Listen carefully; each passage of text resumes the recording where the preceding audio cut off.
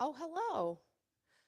Testing, testing. First of all, trying to use the microphone here. Can you hear me? Can you hear me?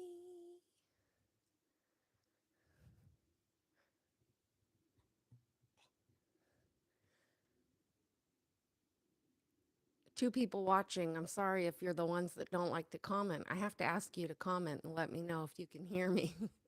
Please. Actually, there we go. Okay, okay. Hello. Three people. Can somebody please? Just a emoji thumbs up. I'm I really can't start if I don't know if you can hear me.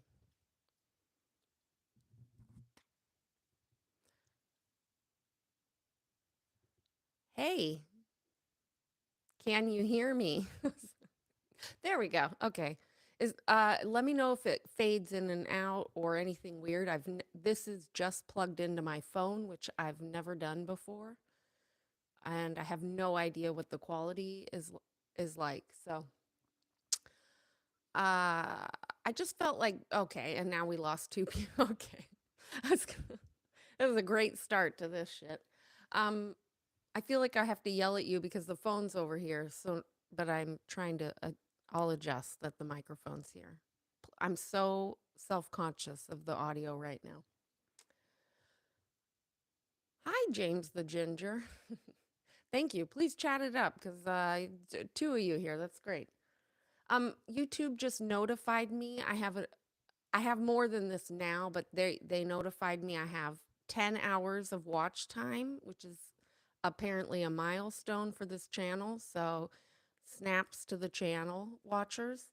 And what else? I have over 100 subs, they let me know, but then I checked, I had 183 or something like this, which is awesome. But with that, with the small channel, I forgot about a lot of stuff. So one of them is that it caps you at who can watch. So, which is the weirdest thing to me when you're live. It's a little low.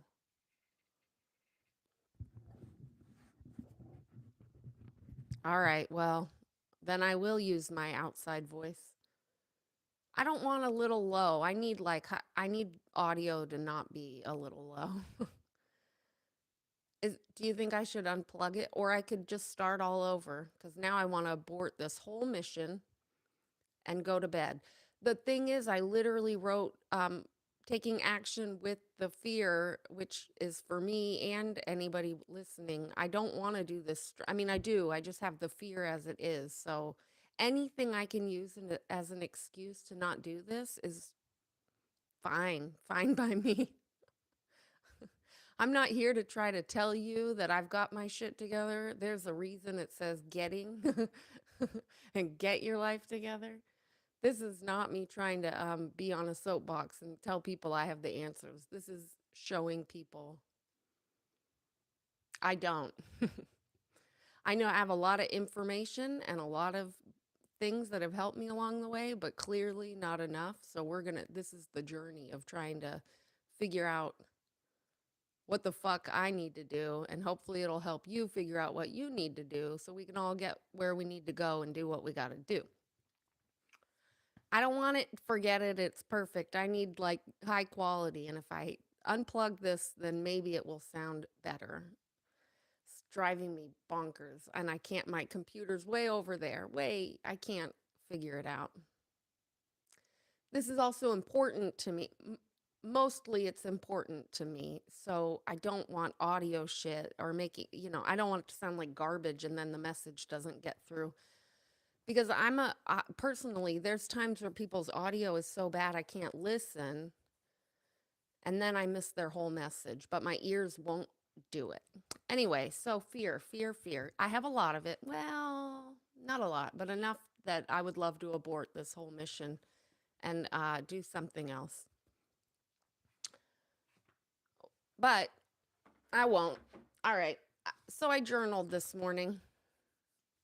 And then I did get my life together enough that I re-hooked up my printer, which is a big deal, because I have had it like 4 inches out of the, like too far away for the cord for months. And these are the little things. Sounds fine. You have your volume up.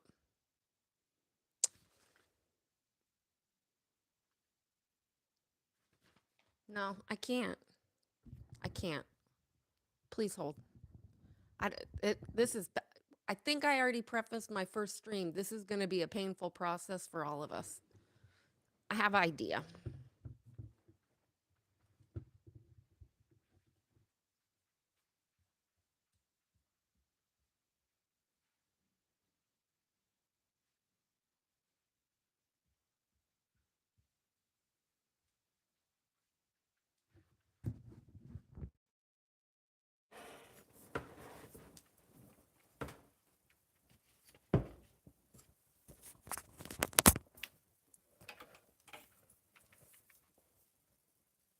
Is that better?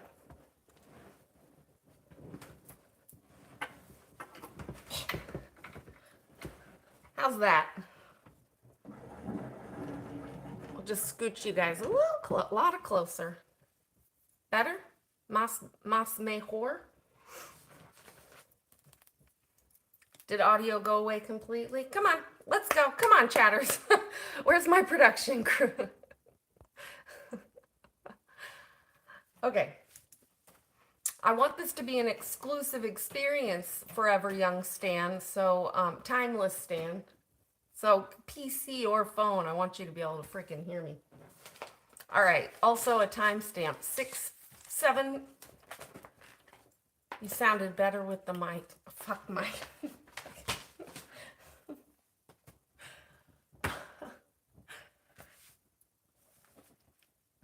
I don't want to sit at the desk and do it on my computer. I want to sit at the futon. AirPods. Well, then that means you should hear it. I know you're not. I know you're not trolling. I don't believe you are, at least.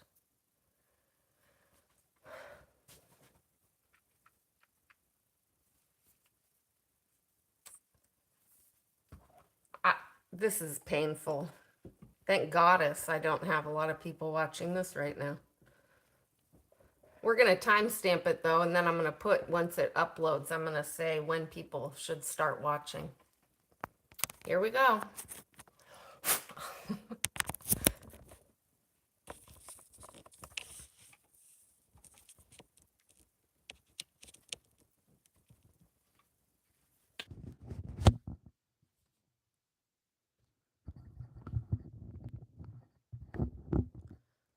What if I take off the fluffy thing and really get this thing right up in my business? Like a real podcaster where they talk real close to the microphone. That's what we're going to do. I have to trust James the Ginger today on the sound situation. 8 minutes and 30 seconds in. I'm going to put a thing that tells people when to start this for the replay folk. Hi, good day. Welcome. So much better. Great. There we go. All right. So part of the, hi, Nana of two. Oh, happy Valentine's Day if you're in a country that does Valentine's Day. No echo. Bueno. Part of the whole premise for this, which is like a through line that's going to go through everything always, is creating our own filter or our own lens when we receive information. So for me, I talked a lot about it. If you guys caught the 4 Agreements book club with Nora, I talked a lot about, well, not a lot, but I hit the point hard on interpreting information as you need to for yourself. And that showed up for me this morning big time. And I want to just kind of go over a few things with the 4 agreements, but it's also going to tie into everything for today. I mean, yeah, well, everything for me. I don't know about you. So basically, when what with one of my thoughts about exploring other people's perspectives on like spirituality or life skills or whatever, blah blah blah, what a lot of people call the woo woo or what have you, or even just information, like if we cover drones and aliens, how are we receiving that information? What's the real message, and how do we use our own version of discernment and such?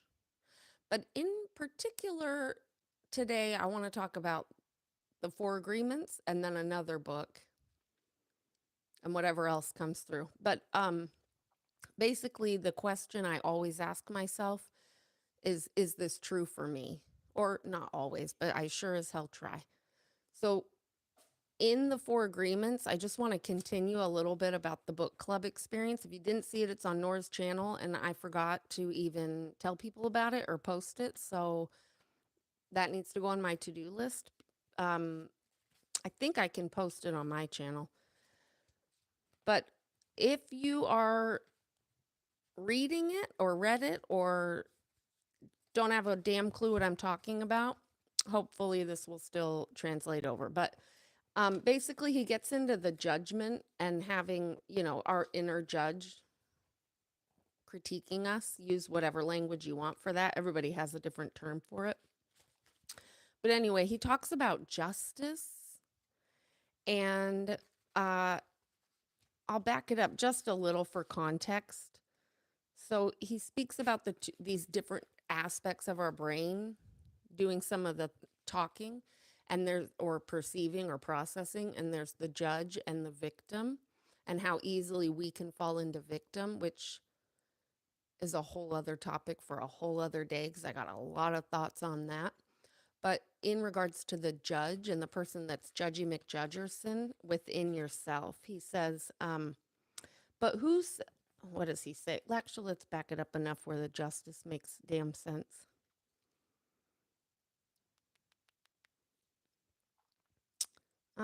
Let's start here. Talking about society's laws and the laws we create for ourselves, basically internally, and how they usually are formulated from the external, not the internal. At least that's why he wrote the book. So you could reshape the internal for yourself. But all these laws exist in our mind. We believe them, and the judge inside us bases everything on these rules. The judge decrees, and the victim suffers the guilt and punishment. So you judge yourself, you did wrong, you fucked up. Now you're the victim of your fuck up. And then he says, but who says there is justice in this dream? Again, context. The dream is the illusion in this world. I can't preface it all, but let's just stay focused. True justice is paying only once for each mistake. True injustice is paying more than once for each mistake. How many times do we pay for one mistake? The answer is 1,000 times. Actually, he wrote, the answer is thousands of times. The human is the only animal on earth that pays 1,000 times for the same mistake. The rest of the animals pay once for every mistake they make, but not us. We have a powerful memory. We make a mistake, we judge ourselves, we find ourselves guilty, and we punish ourselves. And then he gets into the over and over and over again, which upon reflection for like the 100th time this week, I done been doing that for a long time on a whole other level than like my conscious level. Ooh, hi, Radiate Life. Hi, you got a new name. Hi, Super Pup. Hi. Oh yeah, Super Pup. Not replaying. Somebody should tell him to start at like 10-minute mark. Anyway, so then he gets into like how we put ourselves in a perpetual state of judgment and punishment, and that we can't really move past it, and how that headspace can really make you stuck, basically. And then on page 16, so okay, so then I was like, oh man, okay, processing for myself, processing for myself. How have I been doing that? Page 16, he goes into brain fog, which is hilarious if anybody's been paying attention. I've been struggling so bad in my brain, being so confused. I didn't know what year it was a few weeks ago. Just struggling sentencing. Can't find thought words, which is super normal for me, but it's been really extreme.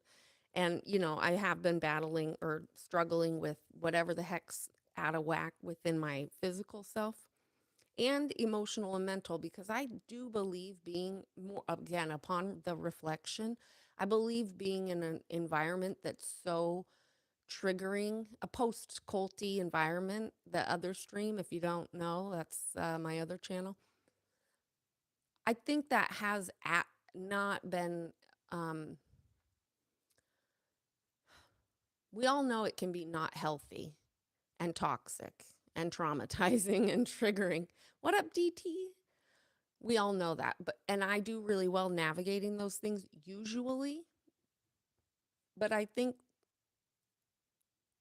it did energetically start to kick my ass a bit, and I just wasn't fully aware of it enough to really have the boundaries I needed to not let it kick my fucking ass. So the other piece to that too is that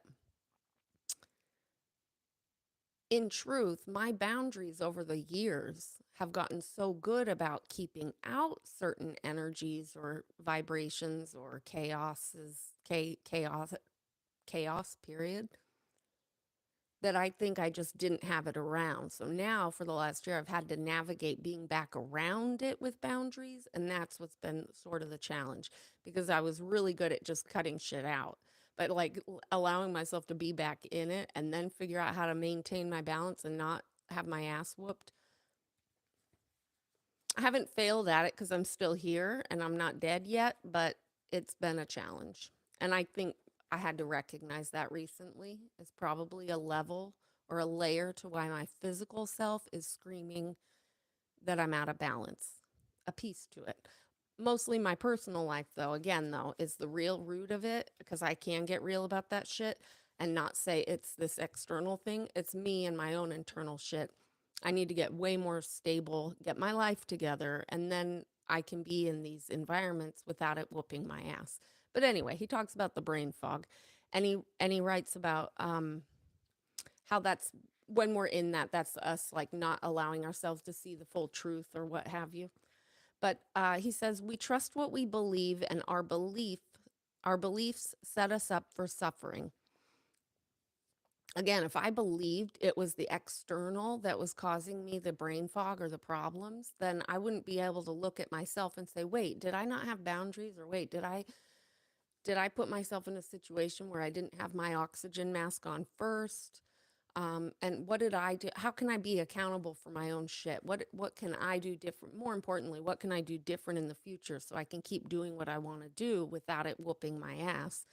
But anyway, he says, if we live in the middle of a fog that doesn't let us see any further than our own nose, we live in a fog that is not even real. This fog is the dream, your personal dream of life. And then he says that with his beliefs, his culture, his peoples, the Toltecs call this mitote. Anyway, he calls it brain fog. And I just laughed because as a child of the 80s, I watched Joe versus the volcano, which I'm pretty sure I couldn't recall. Somebody correct me, but doesn't Joe have brain fog? Oh, brain cloud? What does he have? Brain something. But I thought of Joe versus the volcano because he had this physical ailment in the beginning that was a manifestation of his mind and his life basically. And then I just thought it was really funny because it was versus the volcano, and I was like, I've been up against the volcano, literally, like the Dianetics volcano. And so I've been trying to pay attention to seeing like what I can do, like even just with that movie. I'm like, oh, okay, so I need to like sell everything, buy a bunch of luggage that floats. If you've not seen the movie, none of these references make sense. But I've been using the imagery that pops into my mind to work through things. And that's what I do all the time. So this time it was Joe versus the volcano. And one of the most scary ass things that I've wanted to do for months and months, which terrifies me a lot. And part of my balance, like part of my process with fear is this legit or is this like my a fear to work through or with? And do I need to get rid of it to be able to move forward? Or do I need to like take my part of myself that has the fear and hold its hand and say, let's go, we're good, it's safe. And that's a big piece to this next chapter, this channel. Like I thought about how I have these ideas for today to do today. One of them was going live from the futon feeling like garbage, and I wanted to do it sooner, but I was earlier when I looked even worse, like morning face Kelly, and really just like let it all out. But then I had to set up all this shit and get things together. So technologically speaking, that didn't work out. But even just doing this live this way from here was me already conquering like a baby anxiety fear because I don't want to, I do want to do this, but I would love an excuse to not to because then I can stay in the safety of the known instead of stepping into the unknown, instead of also being the V word vulnerable and like putting myself on camera certain times.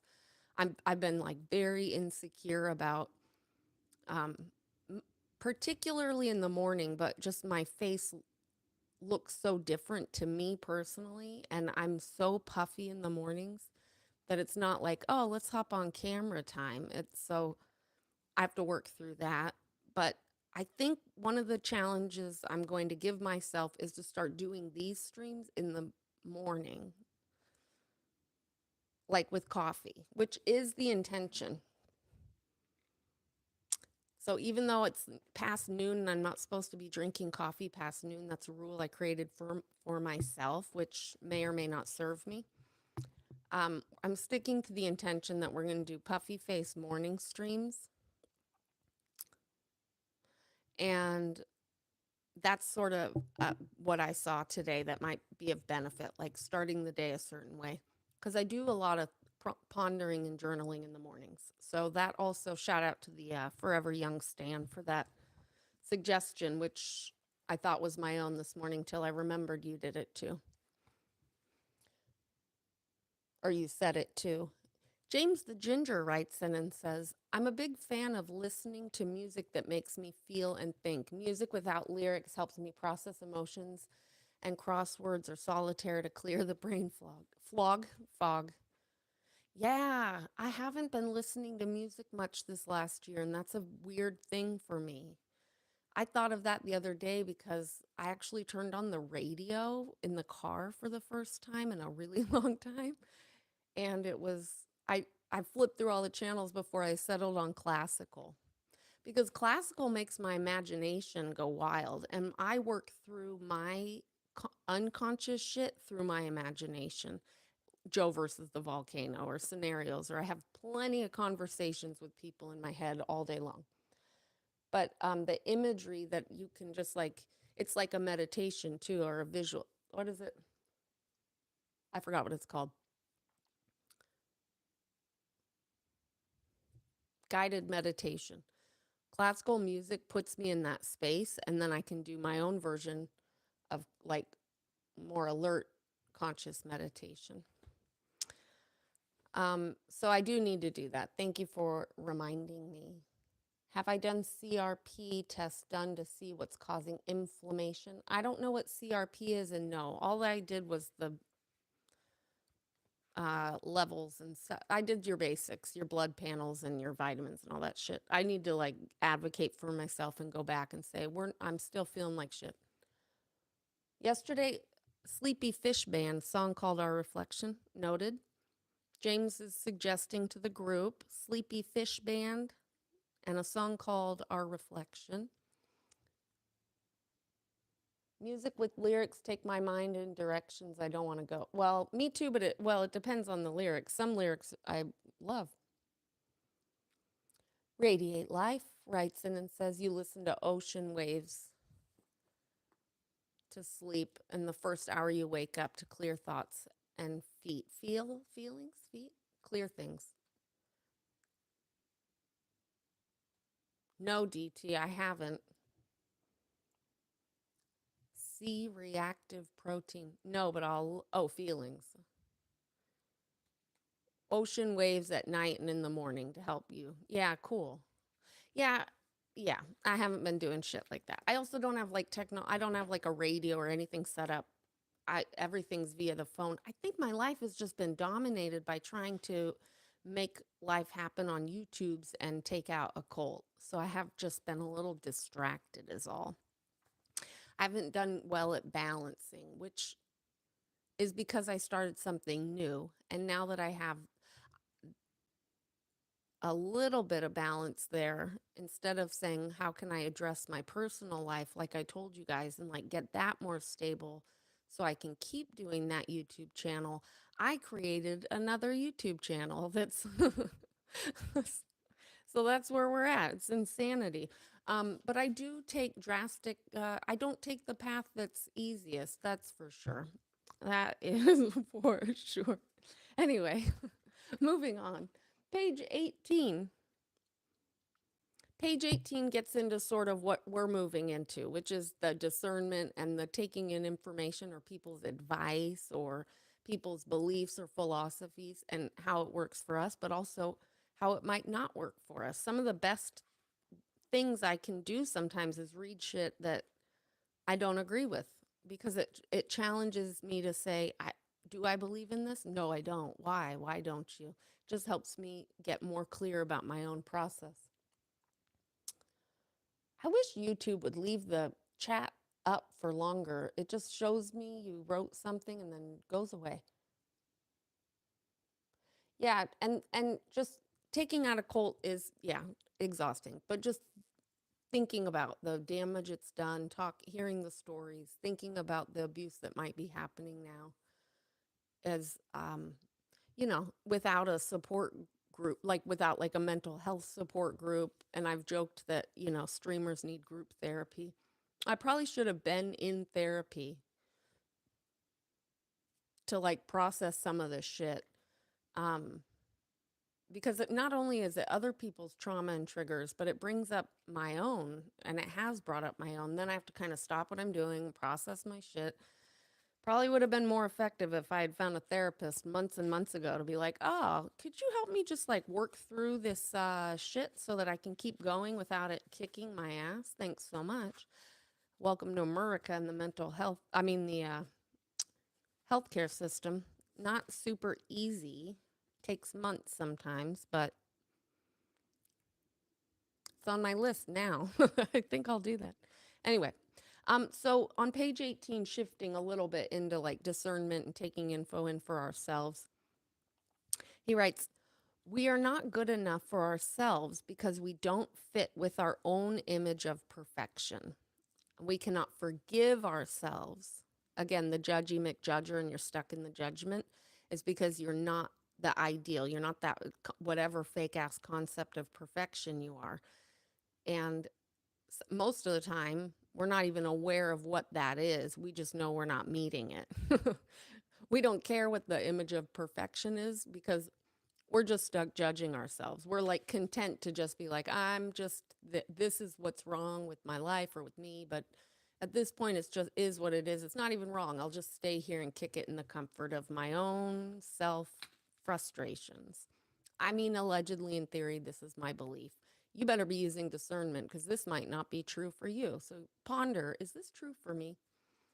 But then he writes, we cannot forgive ourselves for not being what we wish to be, rather, what we believe we should be, or rather, what we believe we should be. We cannot forgive ourselves for not being perfect. And I wrote on my post it note here, caution. Because again, what he's doing in the preface of this book is to say, this is how it is when you live your life through the fog or what have you, or subscribing to the illusion or the matrix or whatever, right? But if if you're like me with my brain type, I've already forgotten that that's sort of the preface of this, that he's talking from the frame of like when you operate from this place, this is a possible byproduct of it. So now I'm sitting here reading this because I've already forgotten the last 5 pages I read, and then I'm like, whoa, careful, don't read that. And that's my evolution over the years where I'm like, that's not true. And I'm like, no, it's not true for now, but you gotta, it's it's within the context, Kel. But I had to actually stop it and write like, oh, careful, because now I'm reading sentences that literally say we cannot forgive ourselves for not being perfect.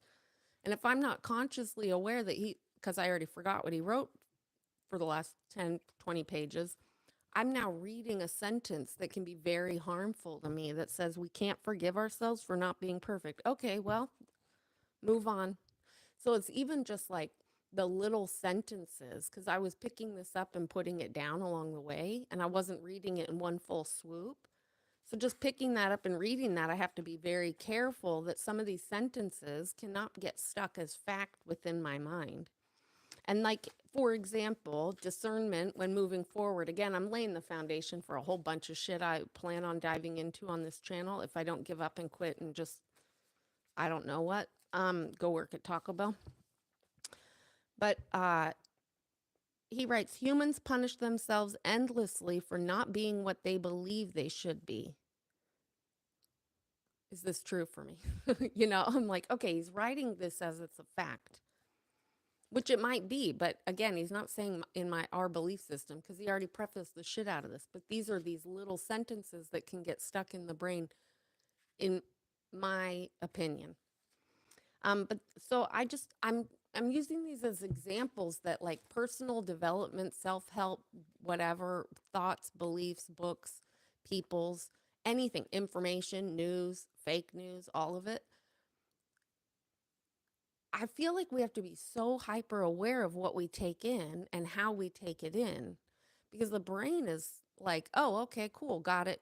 And then lo and behold, unbeknownst to us, we've accidentally created this new belief that we didn't even mean to pick up along the way. So even within a book that I quote and cite all day long, even within a belief system or, practices that I think are good practices, book that Nora and I did, well, Nora started book club on, I still sit here and go, slow your roll, buddy. Maybe that's your opinion. In your opinion. And then he writes like, we become very abusive, and they become very self-abusive, and they use other people to abuse themselves as well, but nobody abuses us more than we abuse ourselves, in his opinion. This is an example. Why am I saying that? Because I'm going to move along. What's up? Is this true for me? Is this good for me? Is this healthy for me? Yeah. Yeah, whatever you got to create. Because here's the other truth. If I like to take in lots of different information, and that's what I want to do on the channel. I keep looking over here when I talk about the channel, over there, when I talk about the channel and the work, because my laptop and my desk is over there. In that book club with Nora, I was talking about something I read that Eckhart Tolle wrote in one of his books. I don't remember which one or what I was talking about at the time. But I saw in the comments that somebody said, oh, Eckhart Tolle's a charlatan. And I was thinking, well, that's okay. People can be charlatans. It doesn't mean they don't have a good something that might work for us. Because even if it's a charlatan or a fraudster, and I'm not talking a cult leader that's abusive and has fake shit, but some people just steal other people's shit. Oh, wait, that was Hubbard. But let's say it's stolen, then we still have a good concept. They just phrase it sometimes as their own. So that's why it's like, again, for me, I'll listen to the fraudsters, I'll listen to the charlatans. I won't necessarily listen to somebody I think is creating a something that's not good for people or culty. But we have to like use that discernment, right? Like, and I'm not talking like people don't know this. I'm just kind of telling people my process. I'm just sharing my process out loud, but also how it plays into pretty much the foundation. I'm laying the foundation out loud for myself, for you, for everyone, for moving forward here in this space. Because Eckhart Tolle's book like fucking saved my life in some cases. Like there were books that I read in my early 20s that I am going back and referencing now a lot because I'm kind of in that part in my life where I'm like, how did I get here? Like, and what do I need to reevaluate? And what stuck, what didn't stick? And I don't know. Part of me is also hesitant to read new things because I also in my journey got super jaded and was like, if I read one more or see one more fucking self help, spiritual development, personal development thing that's just regurgitating the same shit for a buck, I'm going to lose my mind. And so I actually got to a place where I'm like very, very put off by that world. And Nora's book club, she said she wants to read that next book, Let It Go or whatever. Let them. I looked it up on Amazon. I saw all the other books that were kind of like or this suggested readings. I looked at her background. She's a podcaster. I just saw like the red like it screamed everything I've been avoiding now cuz I even though they're great, I'm sure there's good in it. I'm gonna I'm gonna have to challenge myself to open back up to that because again, a couple years ago, 2020 to 2023-ish, 2-ish, I'd say 2020 to 2023, I was in that world trying to make a difference, trying to help people, trying to offer services, trying to do business online in like a spiritual aspect. And I got so disgusted by it. And I got to a place where I didn't want to be part of the charlatans or part of the fraudsters or part of the people just trying to whatever that I just didn't want the association, so I bailed on it, but I also was like I'm so fucking tired of it. And it's not like this completely, but I have a bias now, a super big bias against like I'm going to say it out loud and people are going to this is probably not something I would normally say out loud because it can be twisted and interpreted way wrong. But embracing the fear and taking action with fear.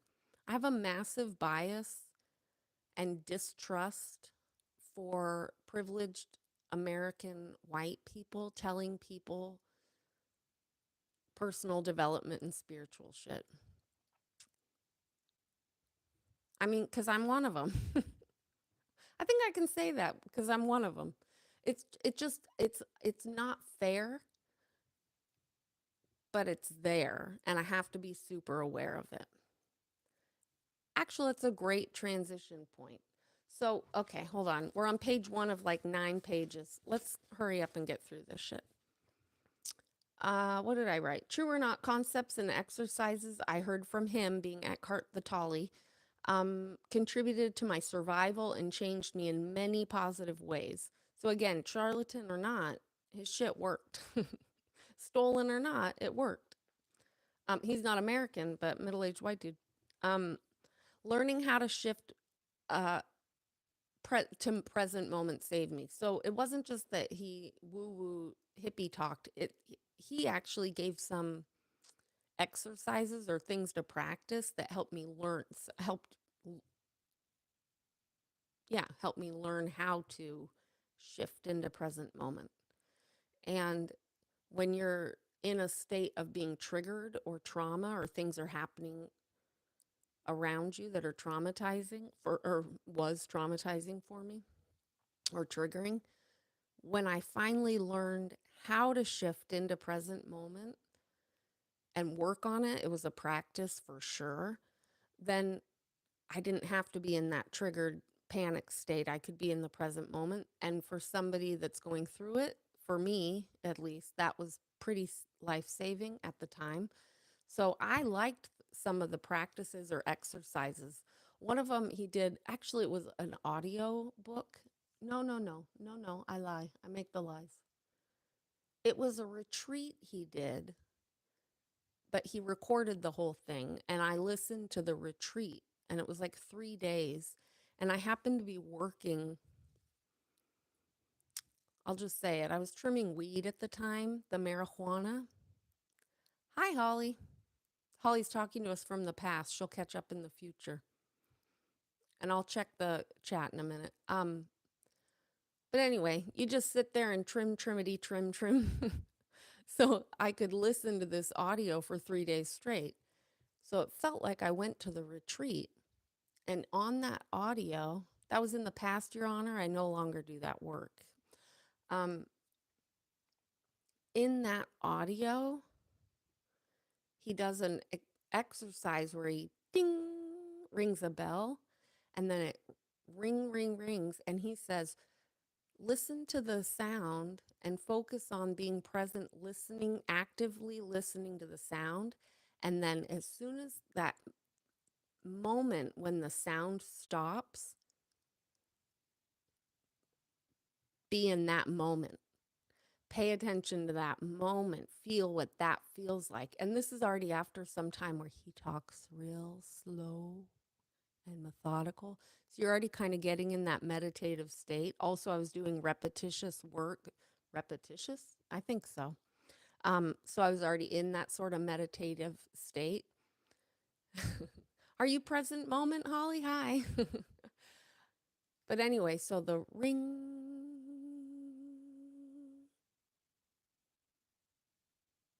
And in that moment, it was like the first time I felt like I was in my body present on this whole other level. And as somebody who was out of my body most of my childhood and just like out in outer space, ADHD or whatever you want to call it, I was not in my body. And then when you're not feeling safe or you're in a triggered trauma state, you're kind of out of your body. And so being fully present in my body, I remember that bell exercise and I was just shocked at how chill I was and how zen I felt being in that super present moment. And then I worked on that. And then I had a bunch of other things I had to go do in my life that, again, when I feel more comfy, I'll start talking about more. But basically, I was challenged with some earthly journey shit that was not for the faint of heart. Faint at heart, whatever. No weaking, no weaklings. And I didn't need to be strong and courageous. I needed to be at the moment after the sound ended of the bell. And then he also talks about how from that space you can speak and it's authentic and real and true. And that's why I can click go live and just start word vomiting, is because I set the intention before this that whatever I say will serve me, will serve you, will serve everybody. I set the intention that I might not say the right thing and the words might not be exactly how I want them, or, I might forget words or say the wrong word. Let's be honest, that's going to happen a lot. But the intention is that whatever message comes through will be good for me and for you and for, in turn, everybody. And then I can just kind of stare at the little dot that is my camera on my phone and word vomit to you all. But I also have notes, so we're going to go back to them.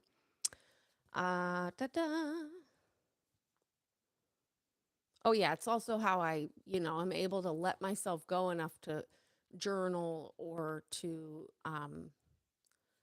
use my imagination, whatever. Just being in that space really helps me process through a lot of shit. But it doesn't help, and it helps me work through fear. But what I realized this morning was it also helps me just see what fear is there so that I can make the decision if and see if it's fear I need to work with to like lessen so that I can move forward, or if I again need to just like take it with me. And so today I'm taking the fear with me, like hardcore. Okay. So I love it. All this ties together too. So then I had the most random thought, sort of. It was random for the morning, but if in the context of the last like what year is it? 25?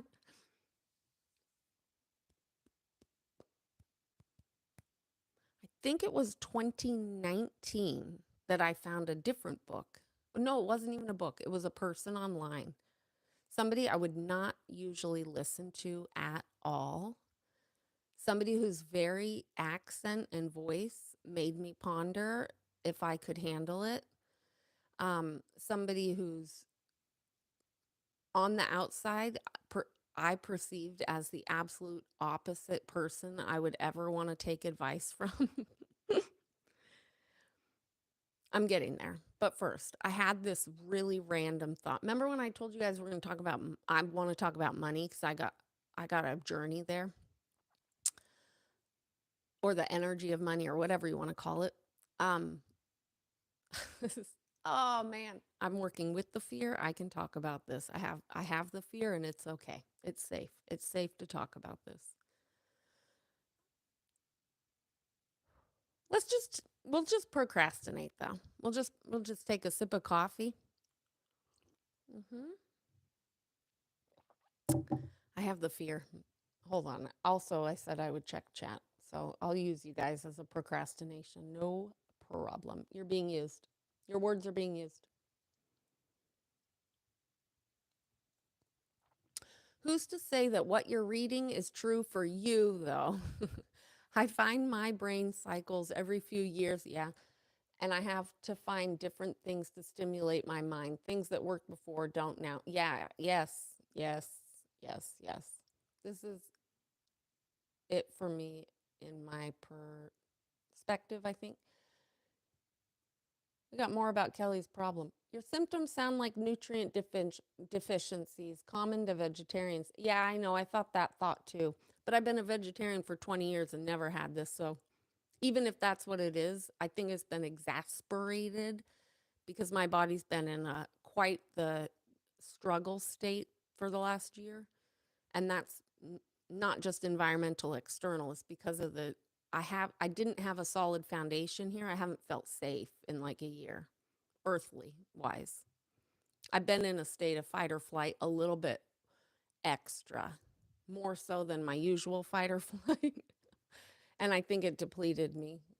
And also my diet hasn't been super great. Have you guys been to the grocery store? It's been harder and harder to get like healthy groceries. It's harder and harder to afford them. I say that because I know I'm not alone. If you're in America, at least, I'm not sure what prices are like for food other places. I just know that other places have real food and we have to work really hard to get real food here. Like fruits and veggies here are remind me of the shit I used to play with when I was a kid in preschool, like the plastic fruits and vegetables and the plastic bread loaf.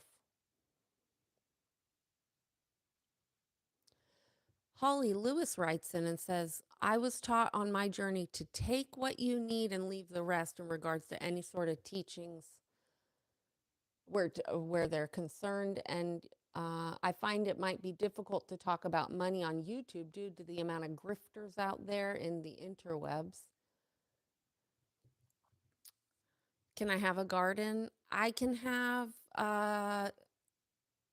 yeah, not traditionally. But that's the other thing. I moved here and yeah, I used to garden and have yards with gardens.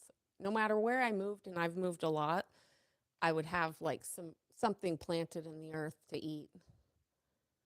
No, I can't do that here, but I can do like I can grow shit outside.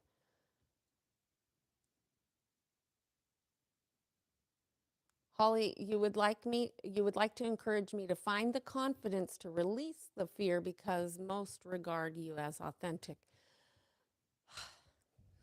Kelly, Are you putting that in my tip jar? Like that's a hot tip from you. The amount of grifters on YouTube. Uh, I'm not even going to care about that because it's not where I'm coming from. So it's not part of my world. I don't, that's, I'm way over here when it comes to traditional like fears and blocks and weird shit about money. Somebody accusing me of swindling, because yes, I had to look up the definition, is like way over here. I'm too busy trying to actually work through my shit. But the reason I'm not going to release the fear right now. I think I have to just work and have it and honor that I have it. And then it can go away on its own.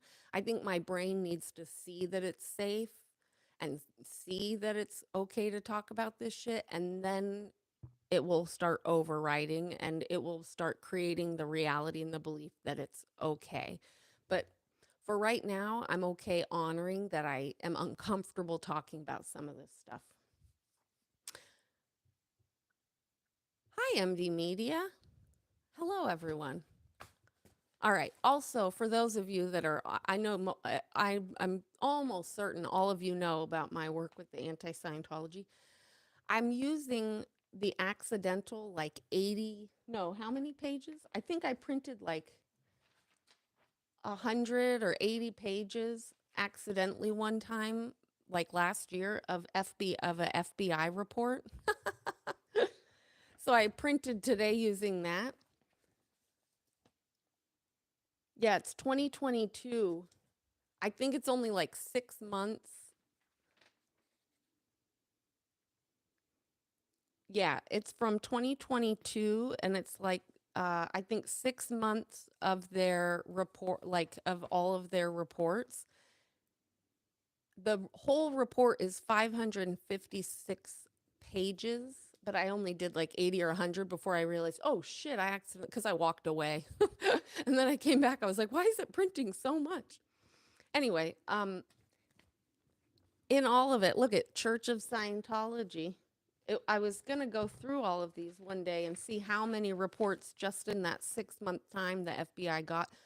Here's another one, Church of Scientology. Lots of reports. I'm just curious what's being done.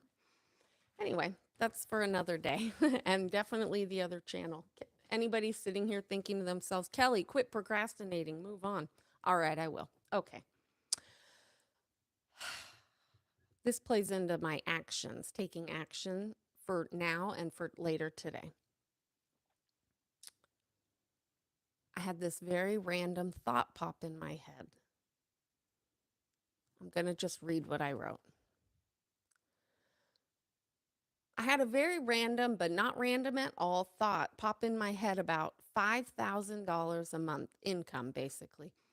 And it was so clear and blatant to me that I had the immediate realization that I had fear around that amount of money. I don't know why five.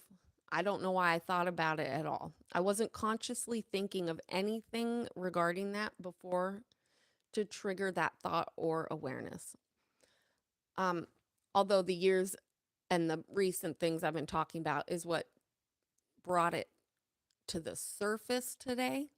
But I had to like not be thinking about it for it to show up.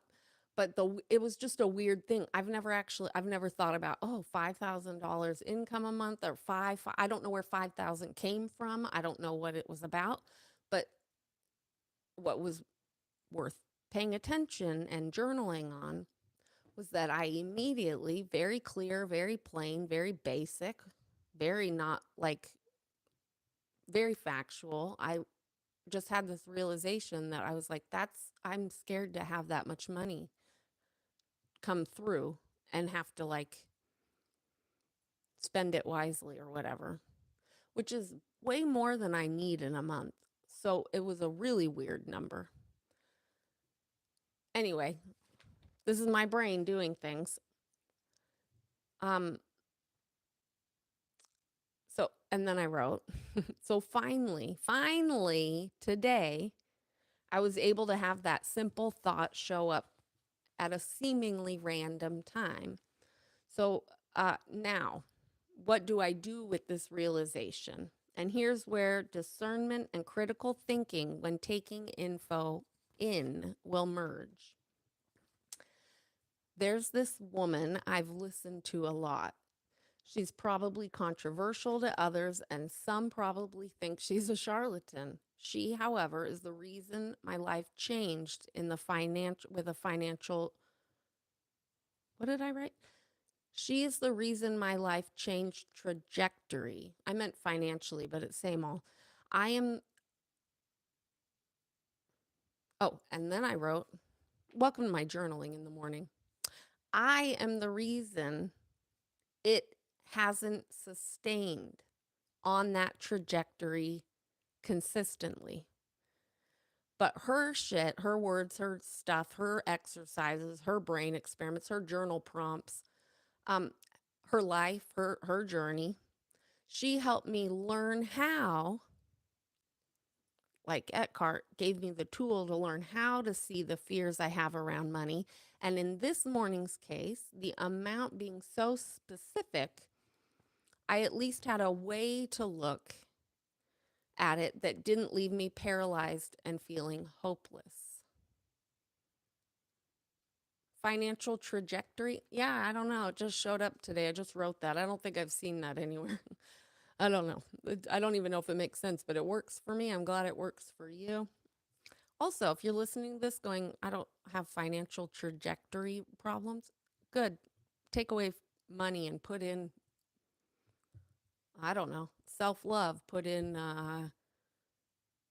the job you want, put in the relationship experiences, insert whatever you need. Hope I think it could translate to just about anything we all personally have to like look at and work with and grow through. Um, but anyway, I wrote it. Reading it and listening to her shit allowed me the opportunity to shift and change fundamental beliefs I had, so that in so that this morning today when I wrote this, I knew I didn't have to be hopeless. Because okay, I'm trying to tell you guys stuff that I already wrote. I know, and I put in capital letters no, because it's the big knowing. No, conscious big knowing. I have tools to fall back on to move through this awareness of this fear.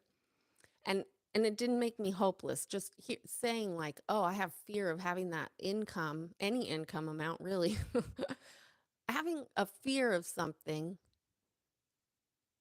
and realizing like I don't have to be hopeless about that if I have the tools and the skills to work through it. And because I think it's bullshit, because I also hold a belief that that's got to be garbage, whether it's 1,000 or 5,000 or 8,000, or it's a different job or a new YouTube channel or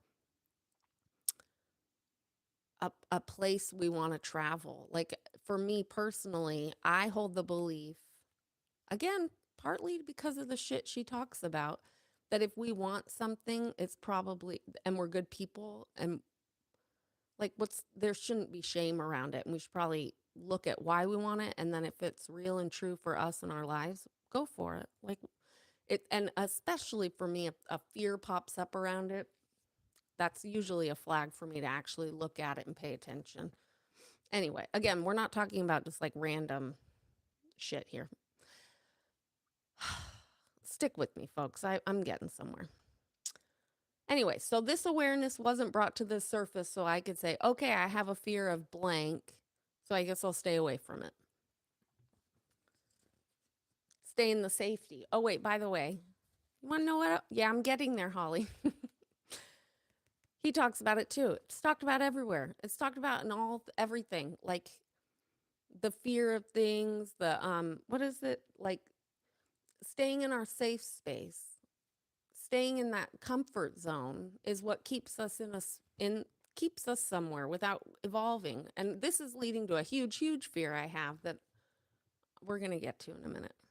I'm not trying to drag you guys through a painful process. I'm letting you see my painful process because I'm not there yet, and I'm slowly having to get comfort while talking about this to even bring up the next thing. What'd you say? I'm trying to just listen and not keep typing my thoughts. Why? Type it. Journal away in the comments, please. I'm going to name the lady. Anyway, so he talks about the fear and living in it and staying in it. You see this shit all the time. All right. But I set an intention, especially for this channel, that I was going to like really, really try to do what I originally wanted before Scientology stuff, really create this channel the way I envisioned it. Again, I've wanted to do a show or a journey on a camera since I was in middle school. This was pre-YouTube.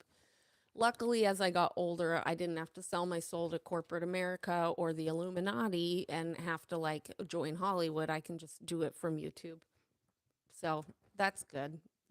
I'm glad to see the physical world caught up with me because I didn't want to take that other path. Anyway.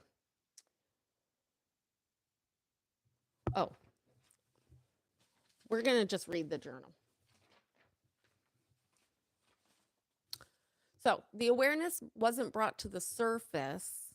My unconscious became conscious. Not so I could say, okay, I have this fear. I guess I'll stay away from it. What I immediately knew I could try was saying something like, that's interesting. Practicing non-judgment. I wonder why I have this fear. What is this fear? And for now, is there an amount of monthly income that I don't have the fear of?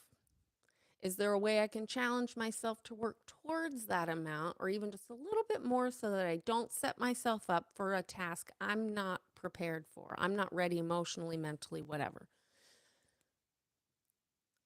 Which leads me to 3 capital letters. I wrote 3 of the most old Kelly things I've ever considered doing and then actually doing. In alignment with evolving Kelly, I'm doing 3 things I never would have done in the past because I'm whatever I titled this video, taking action with the fear. A huge part of things I learned through the woman's words, we're getting to her, was around taking action through inspiration. In her perspective, which I've had the benefits of experimenting with and now believing for myself, when we sit and journal or manifest or do the dream board or pray or light the candles or whatever, we've got to allow for ideas to come to us through this work and then take action. So, 3 things I'm taking action on with the fear as an experiment, and we'll all get to see how this shakes out. Number 1, I'm going to go live today here in the morning when I feel and look my worst. Look, I did it. I took action, although it took me longer to get it all set up, but I did it. So that was action step number 1. And I like the idea of it. So in the future, I think I'm going to embrace shitty morning time for this.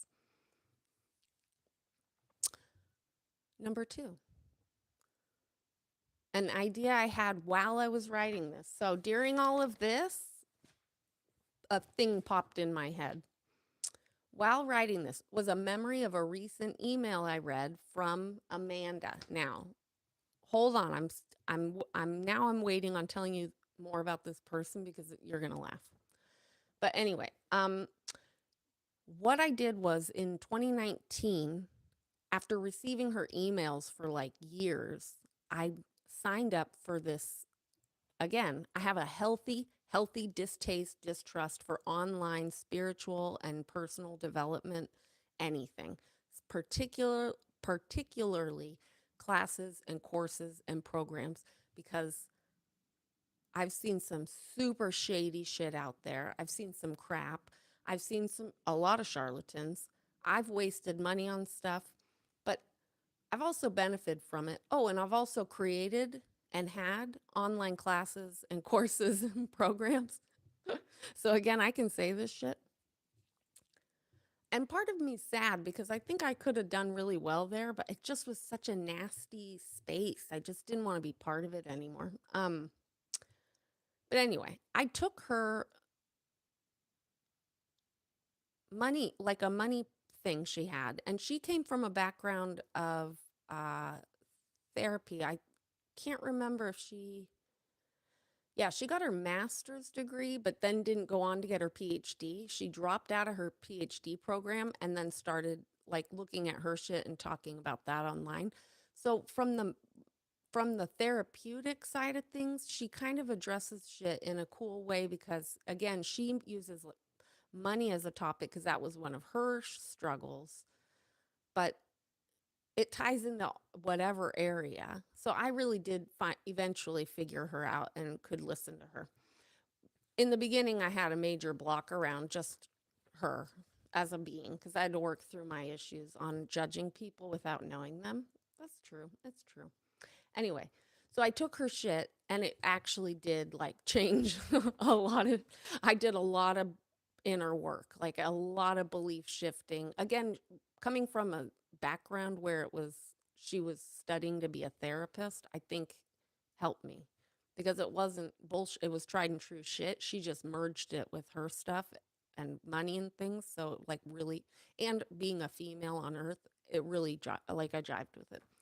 Anyway, uh, anyway, I read this thing from her. Turns out it wasn't an email though. It was a post in one of her, like I get notified when she writes posts in her website thing. But I read this. Okay, whatever. I'm too much TMI. I'm getting somewhere. I am. You guys are just, this is painful for all of us. We're getting somewhere. Oh, yeah. For the first time ever, she said that she was going to do that program again. She does it every year, and we can like retake it every year or go back into it or whatever. And sometimes I do, sometimes I don't. But she makes it available for people yearly, once a year. Anyway, she wrote in this thing that she was going to try the whatever that thing is, affiliate or whatever. She said she was going to finally open up to the idea. She thought it was like garbage. I know she has said in the past that she was not okay with it. She didn't want to do that, but she worked through whatever she wanted or whatever. For whatever reason, she came to the realization that she would do that. So she put the like link that you can apply to be an affiliate, kind of like if you sell a book through Amazon and you get a cut.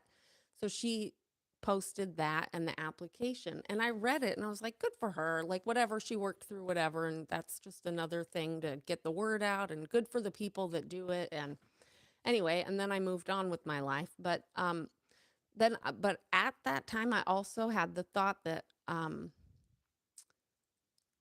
I'd love I'd like I remember thinking briefly, well, that'd be so cool if I could share that with people, and oh, that'd be cool to do the program again. Man, I really fucking need to reshift and get back into that. And that'd be so cool. But anyway, not for me. And then I dropped it. I haven't thought about it since I was writing this morning. But anyway,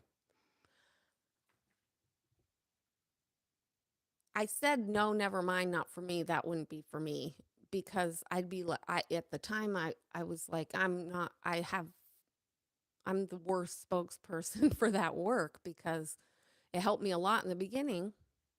And then I couldn't keep it consistent. And I've actually I'm worse off than I was when I started it, financially speaking.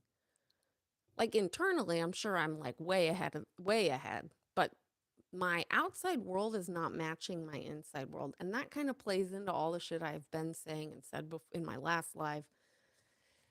Anyway, I'd be the worst. And I don't think they'd ever accept my application because I'm pretty sure, I can't remember, but I'm pretty sure I still owe money for a different thing I bought and then never finished the payment plan. And I can't remember.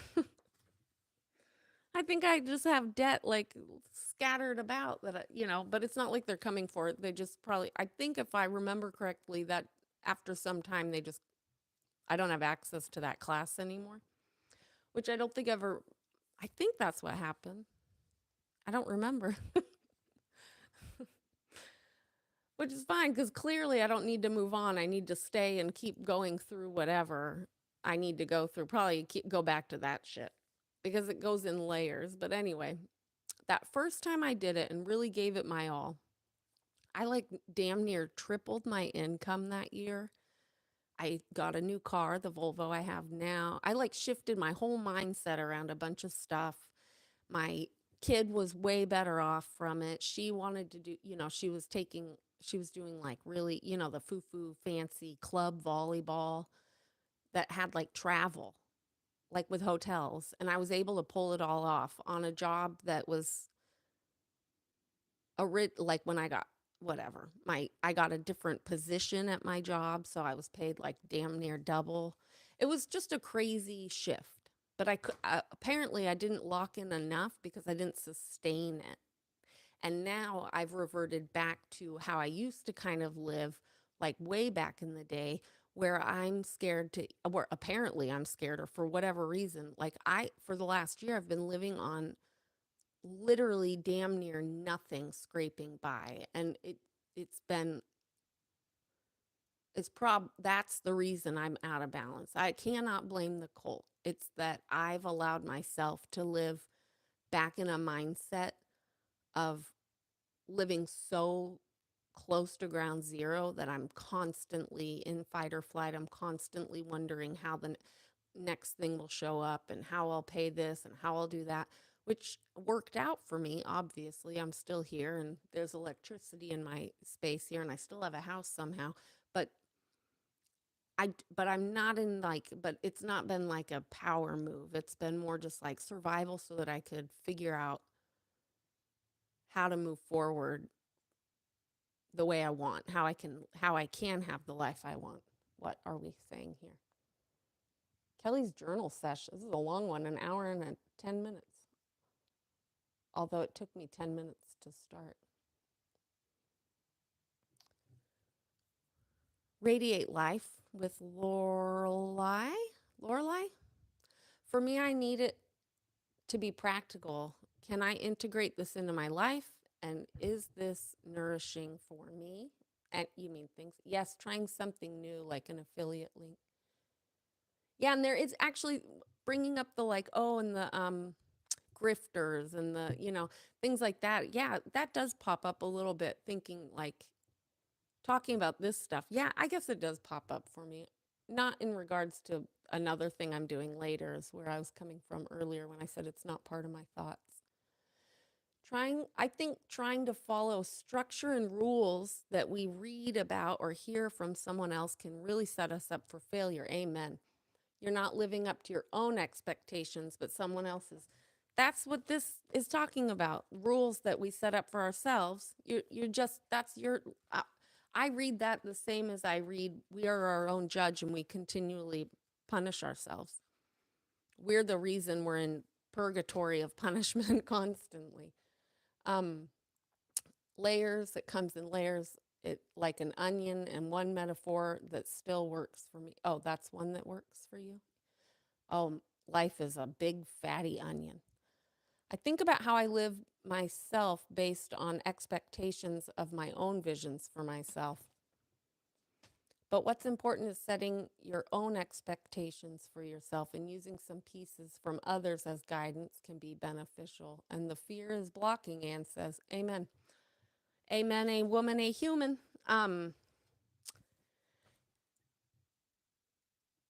That's why I like to take shit other people spit out and say, how can I make this work for me? Which is what I've done. So even with this other person's stuff, like they're not saying this is how it should be. And that's why I ended up liking her, because she's really more about like, actually, one thing she says all the time is there are no rules. Well, as an anarchist, I'm like, I can appreciate this. There are no fucking rules.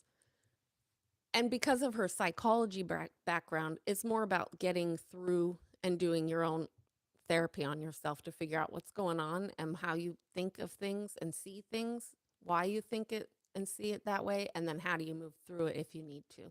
How does it serve you to move through it, and how can you? It's more I'm guessing it's more behavioral, cognitive behavioral than anything. But anyway, I'm going to keep reading my journal cuz I'm almost done. I did only want to do about an hour today, but 10 minutes, the beginning 10 was all about sound and technology. You've heard that it can take up to 2 years to really get a YouTube channel going where you are making a little money, but surely it varies. Should I have journaled this thought? Oh, no. No, and I don't mean to say that I'm creating an intention that I'm just going to make money on fucking YouTube.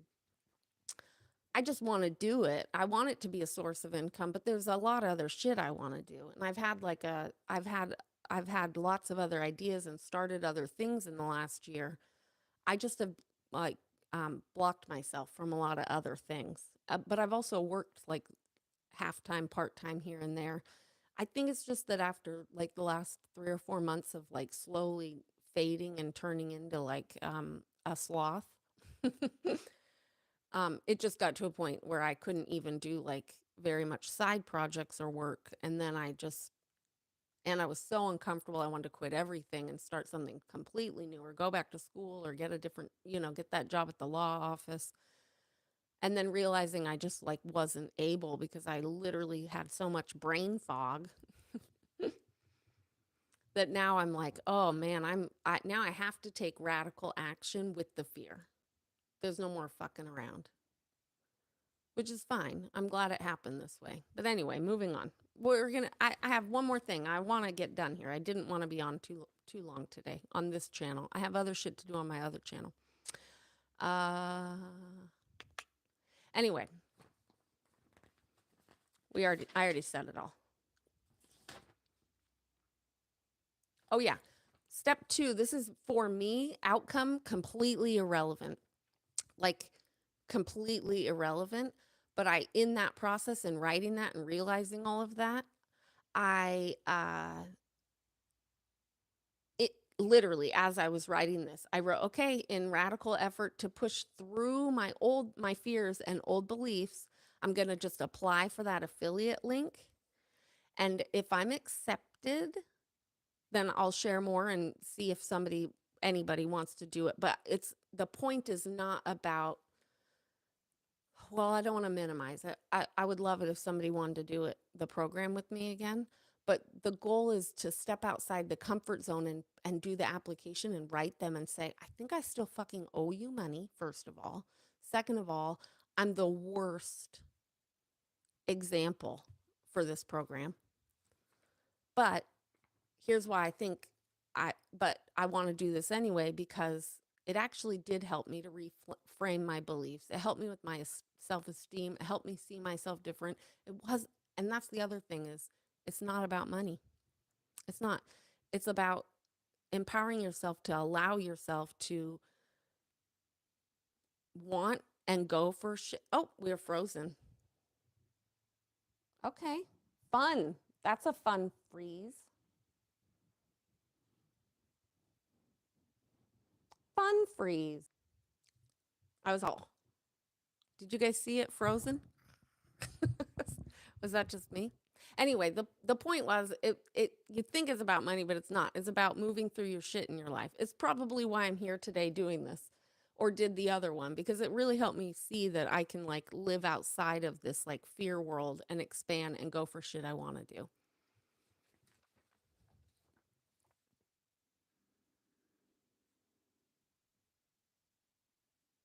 Yeah, the buffalo came in hardcore. Okay, wait, I'm going to read those in a second. I'm procrastinating from getting this part out.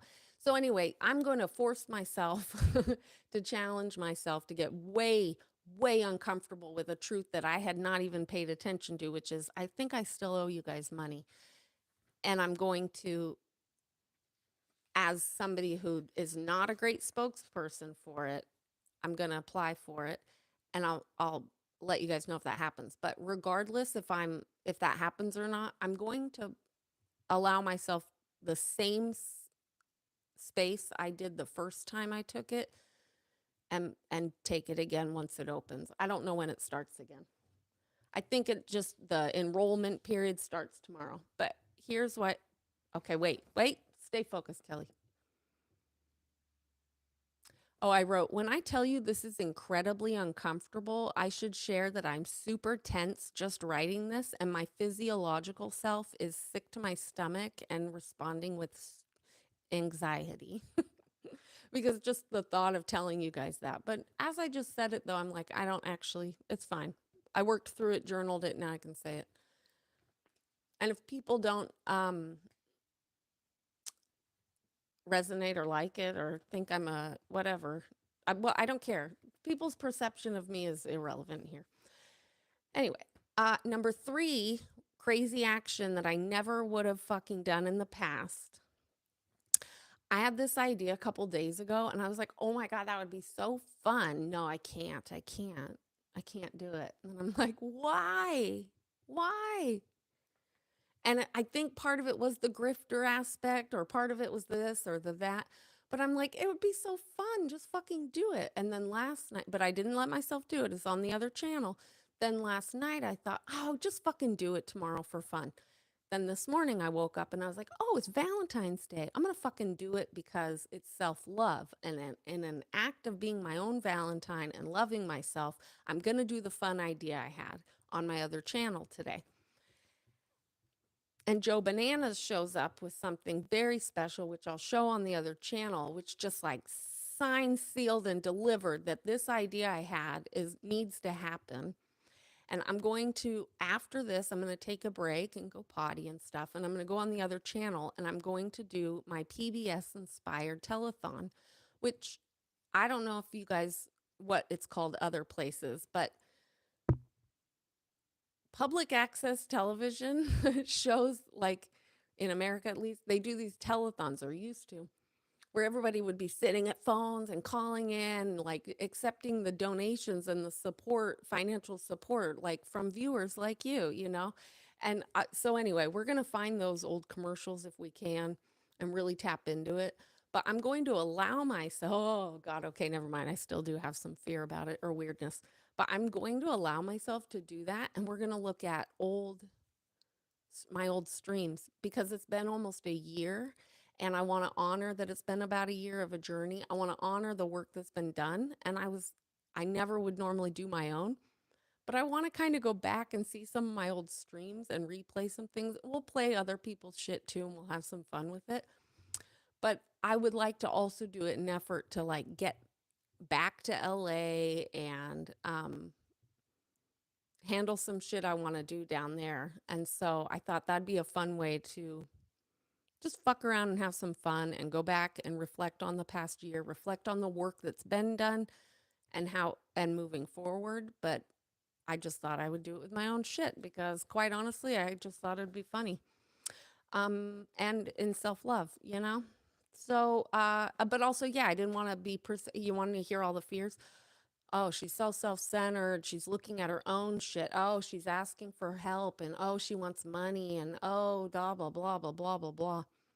But ultimately, the truth is, I just thought it'd be fun. Like, I ultimately was like, oh my God, that'd be so hilarious. And I kind of want to go back through it and with the chat open, you know, and like look at people's chats from the last whatever. We're not going to go through the entire year, or would be on the stream for 9 hours, but telethon style, it's going to be like a really long streams. I just want to do it. We're just going to do it.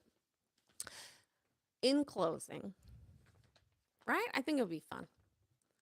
In closing, and then I'll look at chats, and then we're going to hang up, and so I can go work through my fear of clicking live for the telethon.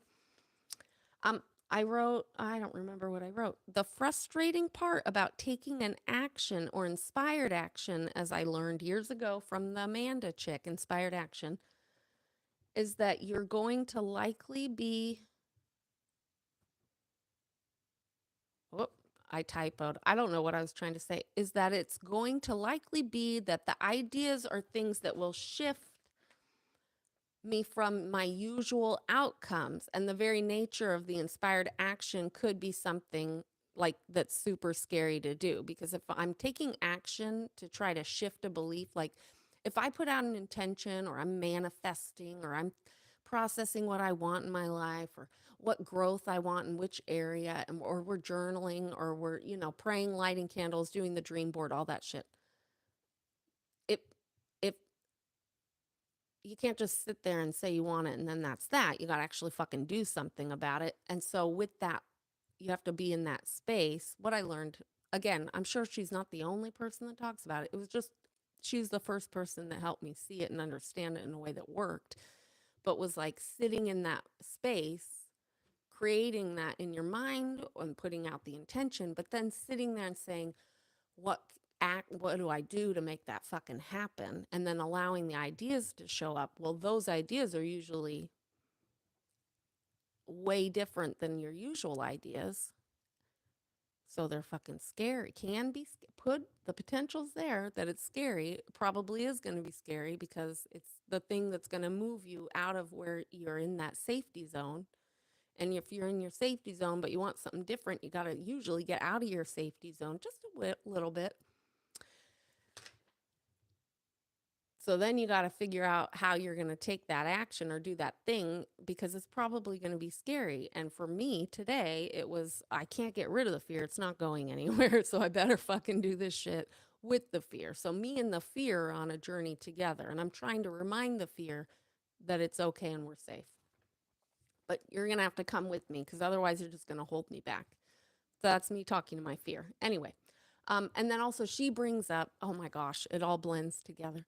So then she brings up like faith and having like some form of faith, some form of like trusting in this or listening to, I think she even, I don't remember. For in the beginning of her work, she used the word God. She stopped using that so much. I think she also says universe.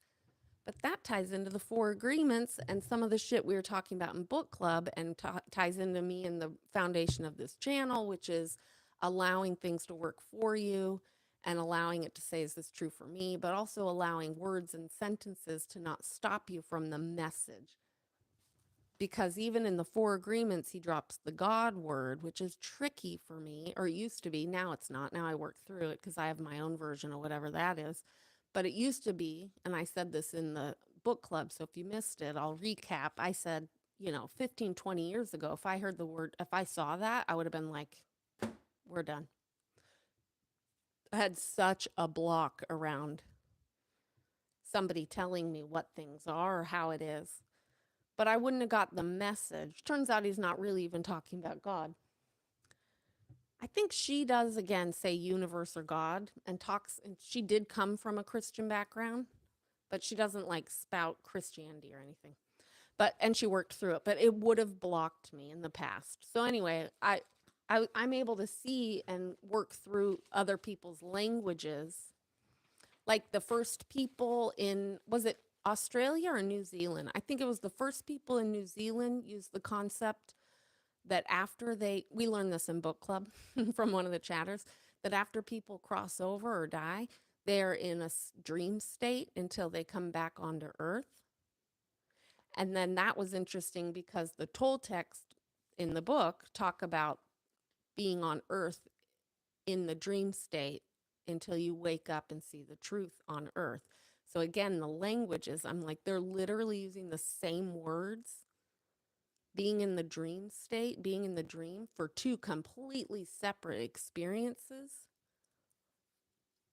So allowing other people's language to not be a barrier to the message is a huge part of my like process and filter and discernment. Is this true for me? But anyway, see how this all ties together? Sort of. It does in my head. I don't know if you see it or not. I don't know if I'm clear, but for me, it all goes together. Anyway. Oh, I wrote, anytime anybody says anything specific about a specific belief system, I struggle to keep listening, and the non-culty part of myself is on high alert. But I worked through all that. Anyway.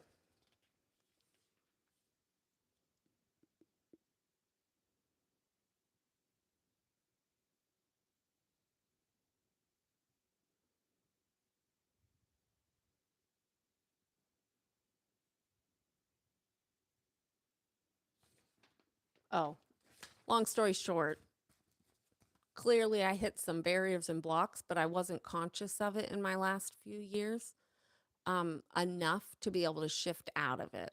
And I think in the last few years, I've almost surrendered and like gone back to the space of like, fuck it. Hopelessness almost, but not consciously. Because it wasn't even, it was in the last few years that things started shifting and changing, and I wasn't in that power space anymore, and I wasn't in that vibration I was in before, and I wasn't doing the shit I needed to do to move past stuff.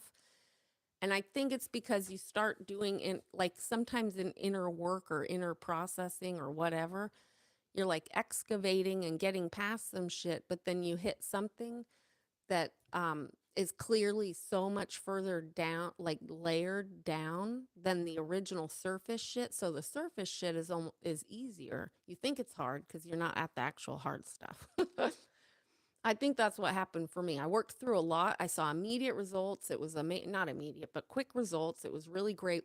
It was sustaining it was difficult for me. And then at some point, I think I surrendered back to like the old mindset, but I wasn't really aware of it until recently. Like, oh man, because I'm aware of the new beliefs I have, but clearly unconsciously slash consciously, I've been also living with old beliefs. So it was almost like my unconscious beliefs were screwing me because I was so set that I learned new beliefs, which is hilarious because if you go back to square one of a process, you look at some of the beliefs that are holding you back. So I'm talking, this is what I mean when I'm like, I've worked through a lot of shit. So when I say I'm going to be excavating down like into some really other deep shit, that's where I'm at in my own personal journey. But the irony is, it's the same fucking work. It doesn't matter. It doesn't matter where it is. But it's the same process. Start over, step one. What the fuck do I believe that's keeping me in this space? Why do I want this thing? And why do I think I can't have it? Or whatever. I don't know. I'm having trouble like coming up with other ideas for explaining how this might. Hopefully, this translates to you for whatever anything. I'm struggling for thinking about how this might translate different. But I hope that's how you're hearing this because I'm not just doing this so you can just hear Kelly's little journey.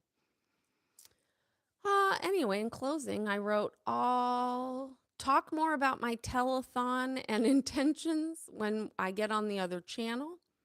Joe Bananas, I saw your ass. Heartsy heartsies. You inspired me this morning.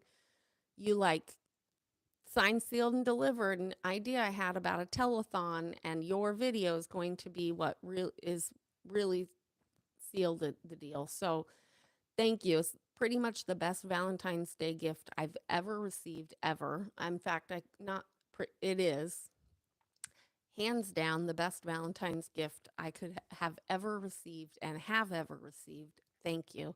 I will be finishing the video when I'm live because I couldn't keep listening. I was like, nope, I got to finish this live. So thank you. So that was fearful action number 3. I'm going to fucking do it. I will be live for quite a long time over there, probably. I even had this vision of like putting it, like removing myself, letting the stream keep playing while I like do laundry. And then I don't know why I wrote this or what I wrote. I'm literally just trying to get my life together and intuitively winging it as I go. Oh, yeah. This is what happens. I start journaling on my phone sometimes in the notes, and then I get up and I think I'm done, but then I start talk to texting the rest of it as it's showing up. Welcome to Talk to Text Journal. I'm literally just trying to get my life together and intuitively winging it as I go. So be advised, my next video may very well be me saying, well, all that effort was bullshit and I didn't yield the outcome I hoped for. So in my head, that made a lot more sense. the next stream here on this channel might be like my 3 action steps, and everything I said might be bullshit. Might have been was bullshit and did not yield any outcome I was hoping for. But that's okay because I'll have already known that I did enough by just taking the fucking actions. Like going live, this is only my second stream on this channel. And I would like to do more daily. But again, like yesterday, I ended up accidentally, not intentionally sleeping most of the day. So I'm not quite right. But today I feel quite alert. I have way more energy today. Yeah, anyway, the outcome is irrelevant to anything I'm doing and saying here in some regards, because the win will be that I keep showing up, or the win is taking the action. The win is taking the hand of the fear and saying, come with me, let's go. The win is speaking. The win is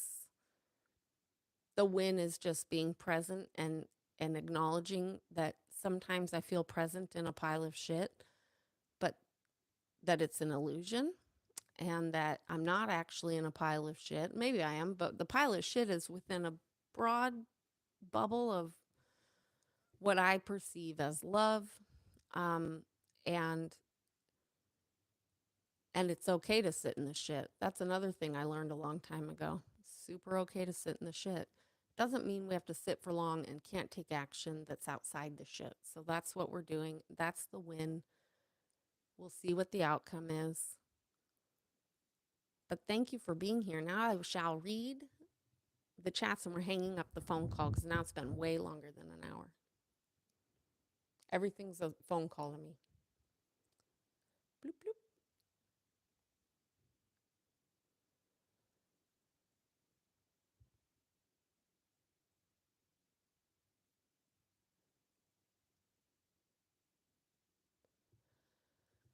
Other thought is you have to feel healthy to be able to be consistent in any sort of endeavor. You wrote that a half hour ago, and I just am saying that. Yeah. And I think that's been infuriating for me because I do have things I want to do and I have actions I want to take, and I haven't been feeling well enough to be able to do it. It's one of the reasons I'm not on my way to LA right now, is because I could not pull it together enough to take the action to make it happen, which is really annoying. Radiate Life with Lorelei says, seriously, last night I had a little talk with myself and started facing a major fear. It's around dental work, and good to face it. Good for you for the self-talk. That is dental work. That's like one of the biggest fears. In my opinion, Anne says, if you do something from the heart with unconditional love, everything will work out.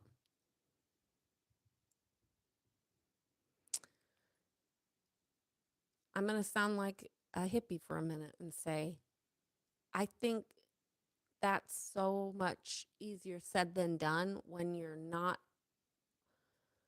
struggle with unconditional love for yourself. Hashtag just saying.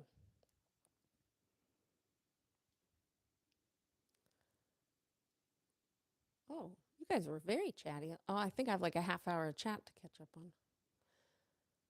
I'm not going to be able to read it all. How about that?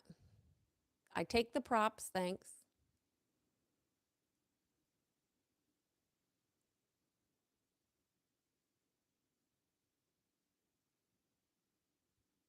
Super pup, thanks. Yeah, I think I am ready for it now on a whole other level. The program action, the whatever you want to call it. I hate even using the word program. It sounds like it just has such a negative connotation for me. Connotation, that word sounds really not correct.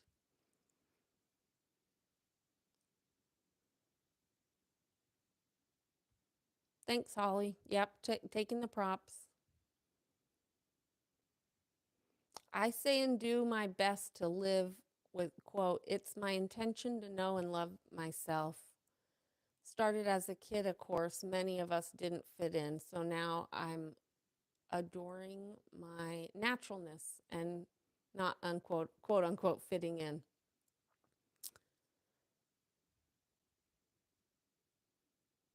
Oh, oh, thanks everybody. Love it. You're going to email me about my audio? God damn it, Holly. Where were you in the beginning? If my audio was shitty for an hour and 40 minutes, I'm going to be very not happy. I told you guys to tell me if it started cutting in and out. Love this journey and priority of safety even while taking action or getting into motion. Yeah. Yeah. I noticed that my partner and I have made agreements, so it's a little tricky when I've changed my agreement with myself and then I have to work around with my partner to let them know I've shifted. Oh yeah. I see. I would not know what that's about because I have rolled solo for so long. Find salvation equals freed from fear. Sees God as all energy, not religious. My religion is love and my church is nature. And I love that. And I love that for you, Anne. No, I relate to that as well. Creative and flow with structure. I remind myself to trust and surrender to my process and your process. Joe Bananas, if you start over, definitely start after like the 10-minute mark because my audio is a whole situation. See you on the other channel. What's cracking, Peter? I don't know if you were here in the beginning. I don't think you were. Okay, hi, everybody. Hello. Happy V-Day. Happy Valentine's Day. We're good. And scene. I hear you about unconditional love. It starts with ourselves. We're not taught also, I don't think that's like a cultural thing that's taught here in America. I don't know other places, but unconditional love is not really a thing. I've procrastinated this whole time. Anybody still here, you get to see it. You're going to think this is hilarious. And you're going to see why I had such reservations listening to a fucking word this bitch had to say. But in my journey of going back to things that worked in the past instead of trying to just because I have a block for new age bullshit, like a huge block I'm working through. I went and discernment and taking it all in. I went from like these books, which all are great, and I also fall on this book. this this bitch is Amanda. Now she just put out this book, but this is one of her images from a long time ago. She is not somebody I thought I would ever listen to and go, that bitch is so real. She is real. I love her thoughts and her perspective on women, like bodies and image and treating other people and money and power. I love her perspective on a lot of shit, but mostly I love that she did come from the therapy background. So she helped me shape and shift things. And again, this is marketing because not all of her images look like this, but this is one of the images I saw from the beginning. I was like, what the fuck is this? And especially if you have like a major block around money, it's like, oh God. But and she also had this like really like, oh my God, like taka taka taka, like super valley girl kind of way that she used to speak. I was like, I don't know if I can hear this because it was all audio. I was listening to audios and just really had to work through my judgment because man, I was a judgy bitch. Turns out I learned more about being my damn self through her shit than just about anybody. Rocks in a box, do you look like this? You shouldn't. I love it. She's one of the strongest, most down to earth, real bitches I've come across. One time she did at the end, the way she had babies in the last few years and the way she talks about birth and things like that. No, I love it. And she's the one that's like, no rules, don't judge, like be your damn self. Again, I think it's her therapy background, but I had to work through a lot to be able to hear the message. Oh, the way she talks, I talk like that too.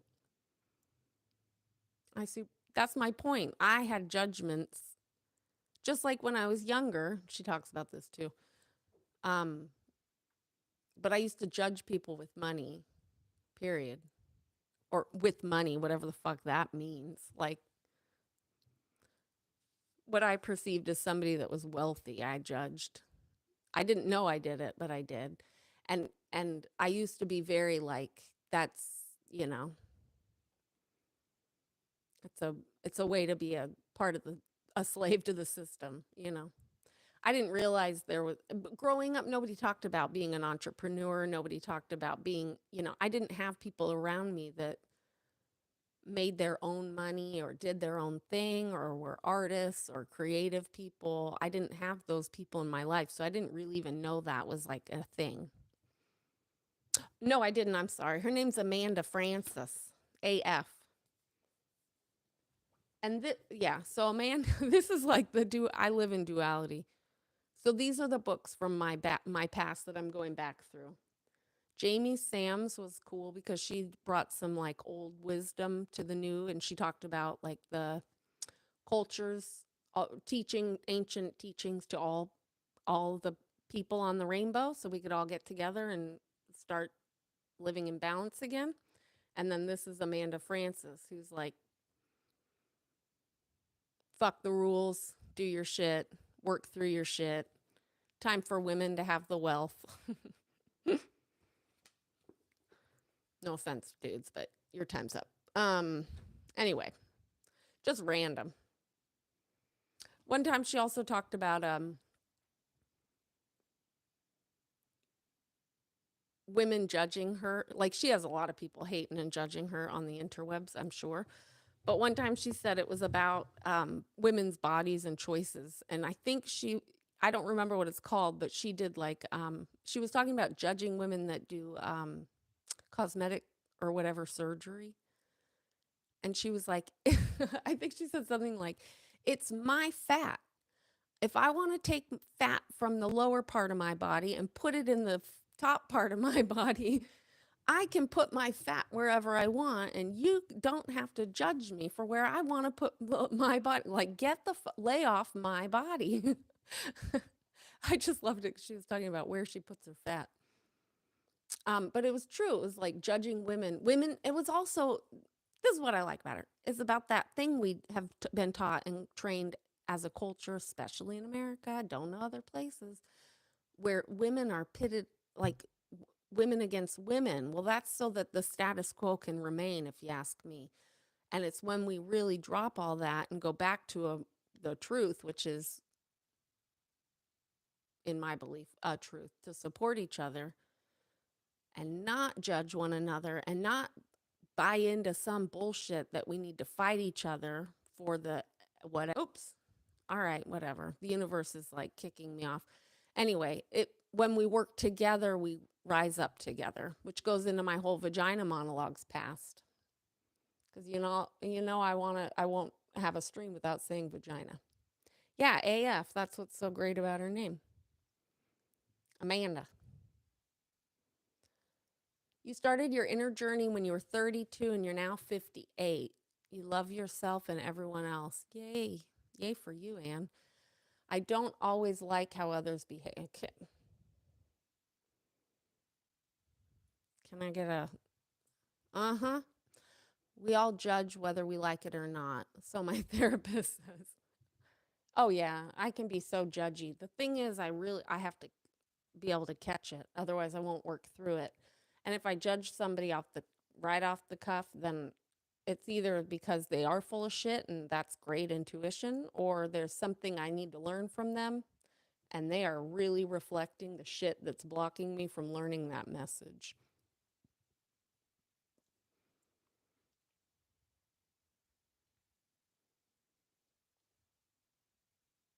I love it. Okay, I'm going to take a pause in streaming life and then get my life together.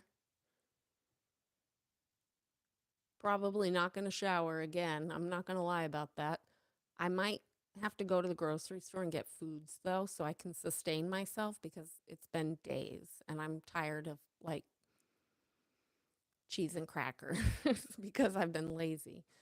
So I might go do that and then I will go live for the telethon, for the PBS inspired telethon, Joe Bananas inspired telethon for Valentine's Day. Thanks for being here. I like that I have an outlet for this stuff, but more importantly, I really don't want to be just speaking for myself or I just record my own videos and never upload it. So do please feel free to use the comment area as not as a journal sesh or just a safe space to share your inner workings for the entire internet to read because there's not actually any safety in it in that regard. But you can also email me because I'd like to get this. I like that people are chatting and adding their shit because, yeah, this is not just for me. And I would prefer if people weighed in so that we could move to the next thing with that energy of the collective being of service to the all, not just to the Kelly. It's really pointless. Oh, headed to the gem show. Cool. I to- I think I said that to him. Go touch gems. Yeah, catch you guys on the flip side on the other channel. I guess I won't assume. If you don't know, if for some reason you found me here, the other channel is at the Intuitive Inquirer. I have a very hard time believing that's something people need to hear, but just in case. Cheddar Bobby, nice to see you. Yeah, please. And then also, yeah, just for the algorithm boosty aspect, like feel free to write shit in the comments because YouTube hates me right now. I'm in algorithm hell. I don't know. There's a gem show in Arizona or something. I think that they'll be streaming. All right. Peace, love, hope, dope still applies here, but also let's go get our lives together. Let me know how you want to get your life together. I don't know. Something. Throw me a bone. Give me issues or give me your issues.